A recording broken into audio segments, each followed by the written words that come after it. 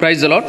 ఈ సాయంకాలపు వేళ దేవుడు నీకు ఇస్తున్న వాగ్దానము కీర్తనల గ్రంథము 4వ అధ్యాయము 8వ వచనం.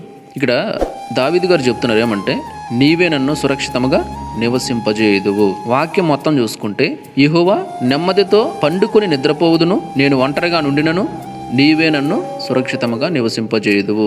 చాలా మందికి అప్పుల వల్ల కావచ్చు, సమస్యల వల్ల కావచ్చు, ఇబ్బందుల వల్ల కావచ్చు, అనారోగ్యాల వల్ల కావచ్చు, ఈ కష్టాలు, శ్రమలు, బాధలు అసలు భరించలేక చాలా మందికి నిద్ర కూడా పట్టదు. చాలా మందికి సంపాదన లేదు, పని పాట లేదని నిద్ర పట్టదు. ఎలాగోలా సంపాదించేయాలి, ఏదో కూడా చేసేయాలి, ఇలా చాలా రకాలుగా చాలా మందికి నిద్ర ఉండదు, నిద్ర పట్టదు. అసలుకి బలవంతంగా ప్రయత్నిస్తారు కానీ నిద్ర రాదు. అందువల్ల ఏమవుతుందంటే సమాధానాన్ని కోల్పోతారు, మనశ్శాంతిని కోల్పోతారు, నెమ్మది ఉండదు.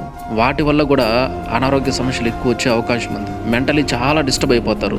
అసలు నా బ్రతికి అవసరమా, ఇలాంటి బ్రతికి కూడా అవసరమా, ఇంకా నాకు అవసరం లేదు, నేను సూసైడ్ చేసుకుంటానని చెప్పి చాలా మంది సూసైడ్ వరకు కూడా వెళ్ళిన వాళ్ళు చాలా మంది ఉన్నారు. ఇప్పటికీ అలా చేసే వాళ్ళు చాలా మంది ఉన్నారు. ఇక్కడ వాక్యం ద్వారా దేవుడు మీతో చెప్తున్నాడు ఏమంటే, మిమ్మల్ని సురక్షితంగా నేనే నివసింపజేస్తాను.